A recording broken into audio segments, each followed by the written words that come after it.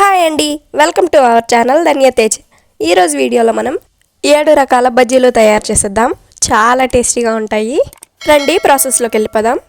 ఈరోజు మనం తయారు చేయబోయే బజ్జీలు బీరకాయ బజ్జీలు, అరటికాయ బజ్జీలు, ఆనియన్ బజ్జీ, తమలపాకు బజ్జీలు, టమాటా, ఉల్లగడ్డ, స్వీట్ కార్న్తో బజ్జీలు తయారు చేసేద్దాం. ముందుగా మనం బజ్జీల కోసం పిండిని కలుపుకుందాం. 200 గ్రాముల పచ్చిశనగపిండిని ఒక బౌల్లోకి తీసుకోవాలి. 2 టేబుల్ స్పూన్ల కార్న్ఫ్లోర్, 2 టేబుల్ స్పూన్ల బియ్యం పిండిని వేసుకోవాలి.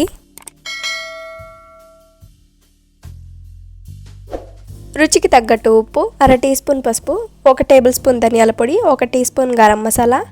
మీరు తినే రుచిని బట్టి కారాన్ని యాడ్ చేసుకోండి. మీరు కావాలనుకుంటే సన్నగా కట్ చేసిన పచ్చిమిర్చిని కూడా వేసుకోవచ్చు. నేనైతే పచ్చిమిర్చి వేయడం లేదు.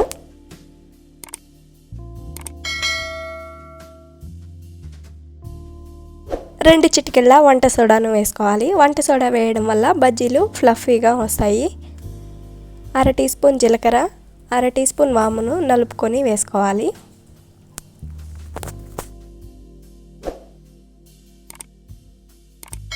కచ్చా పచ్చాగా దంచిన అల్లం వెల్లుల్లి పేస్ట్ని వేసుకోవాలి. మీరు కావాలంటే స్మూత్గా కూడా అల్లం వెల్లుల్లి పేస్ట్ తయారు చేసుకుని వేసుకోవచ్చు. సన్నగా కట్ చేసిన కొత్తిమీర తరుగు, కట్ చేసిన కరివేపాకు తరుగు వేసుకోవాలి. మీరు కావాలంటే కరివేపాకును కట్ చేయకుండా కూడా అలాగే వేసుకోవచ్చు.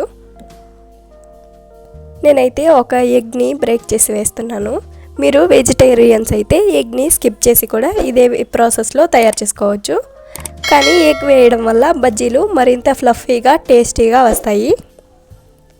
ఎగ్ వేసిన తర్వాత మొత్తం మిశ్రమం కలిసే విధంగా విస్కర్తో కానీ చేతితో కానీ ఒకసారి కలుపుకొని తర్వాత కొద్దిగా నీళ్ళను యాడ్ చేసుకుంటూ బజ్జీలు వేసుకోవడానికి అనువుగా ఉండే విధంగా పిండిని కలుపుకోవాలి.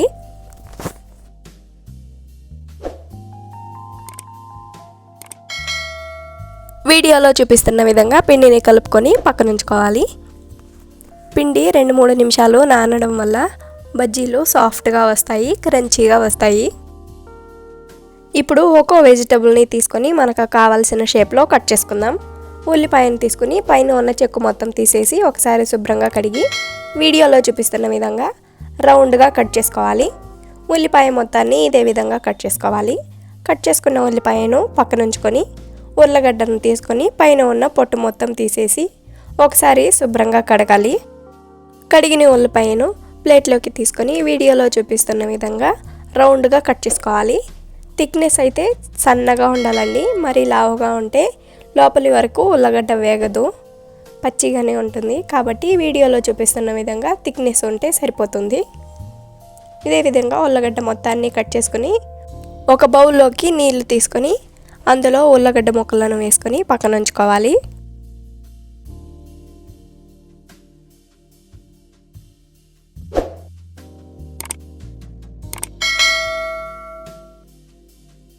ఇప్పుడు మనం బీరకాయను కట్ చేసుకుందాం. వీడియోలో చూపిస్తున్న విధంగా పీలర్ సహాయంతో పైన ఉన్న చెక్కు మొత్తం తీసేయాలి. లేదంటే ఆ చెక్కు దారంలాగా ఉంటుంది, అంతగా తినాలని అనిపించదు. వీడియోలో చూపిస్తున్న విధంగా పీల్ చేసుకున్న తర్వాత సన్న ముక్కలుగా నిలువుగా కట్ చేసుకోవాలి.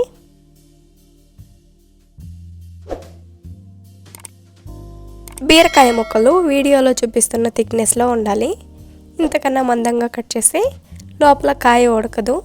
కాబట్టి ఈ థిక్నెస్లో కట్ చేసుకుంటే సరిపోతుంది. కట్ చేసిన బీరకాయ ముక్కలన్నింటినీ ప్లేట్లోకి తీసుకొని పక్కన ఉంచుకోవాలి. ఇప్పుడు మనం టమాటాని కట్ చేసుకుందాం. టమాటాను పైన ఉన్న రౌండ్గా ఉన్న పార్ట్ని తీసేసి వీడియోలో చూపిస్తున్న విధంగా టమాటాను రౌండ్గా కట్ చేసుకోవాలి. టమాటా మొత్తాన్ని రౌండ్గా కట్ చేసుకున్న తర్వాత ఒక బౌల్లోకి తీసుకొని పక్కన ఉంచుకోవాలి. అరటికాయను పైన ఉన్న చెక్కు మొత్తం తీసేసి సన్న ముక్కలుగా కట్ చేసుకోవాలి.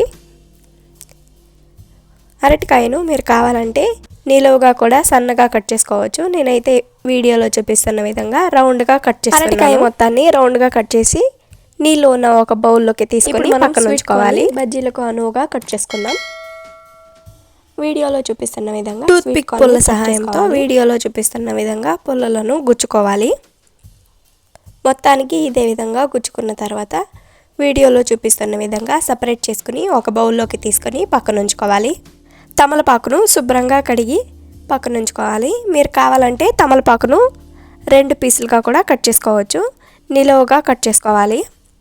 కట్ చేసిన వెజిటబుల్స్ అన్నింటినీ ఒక ప్లేట్లోకి తీసుకొని పక్కన ఉంచుకోవాలి. కలిపిన పిండిని తీసుకొని ముందుగా ఉల్లిపాయ బజ్జీలు వేసుకుందాం. రౌండ్గా కట్ చేసిన ఉల్లిపాయ ముక్కలను వీడియోలో చూపిస్తున్న విధంగా పిండిలో ముంచుకొని వేడివేడిగా కాగిన నూనెలో కడాయికి సరిపడా వేసుకొని నూనెను మీడియం టు హై ఫ్లేమ్లో అడ్జస్ట్ చేసుకుంటూ బజ్జీలు లోపలి వరకు వేగి లైట్గా కలర్ చేంజ్ అయ్యేంత వరకు వేయించుకోవాలి.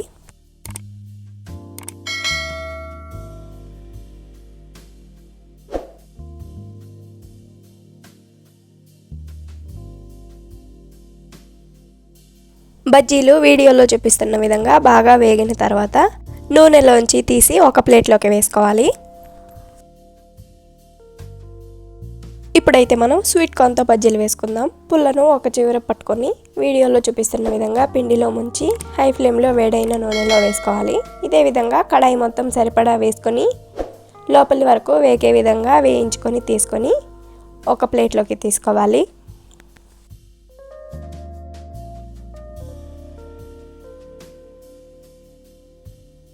అరటికాయ ముక్కలను మనం పిండిలో ముంచుకొని కడాయికి సరిపడా వేసుకొని బజ్జీలు కలర్ చేంజ్ అయ్యి లోపల వరకు వేగే విధంగా వేయించుకొని ప్లేట్లోకి తీసుకోవాలి.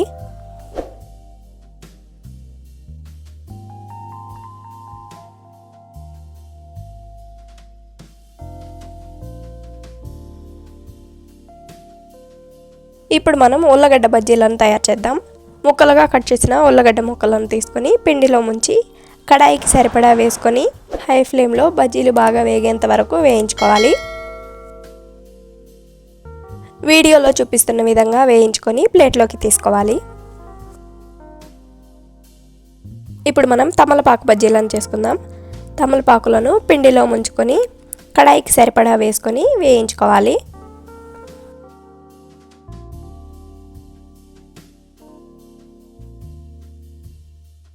తమలపాకు బజ్జీలు వేగుతుంటే తమలపాకు వాసన మంచిగా వస్తుంది.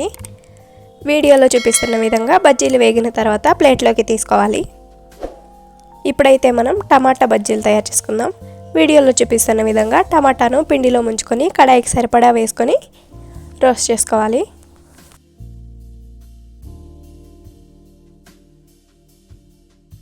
వీడియోలో చూపిస్తున్న విధంగా టమాటా బజ్జీలు వేగిన తర్వాత నూనెలోంచి సపరేట్ చేసుకుని ప్లేట్లోకి తీసుకోవాలి.